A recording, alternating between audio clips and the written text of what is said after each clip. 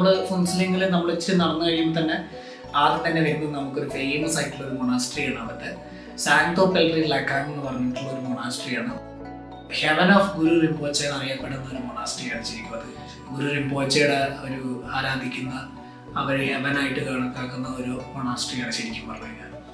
ആ മൊണാസ്ട്രിയുടെ പ്രത്യേകത എന്ന് പറഞ്ഞു കഴിഞ്ഞാൽ അതൊരു 3 നില കെട്ടിടമാണ് മൊണാസ്ട്രിയാണ് ശരിക്കും. ഓരോ നിലയിലും അവരുടെ ഓരോ ബുദ്ധ അവതാരങ്ങളാണ് അവരുടെ ആരാധിച്ചു വരുന്നത് ആ 3 നിലയിലും.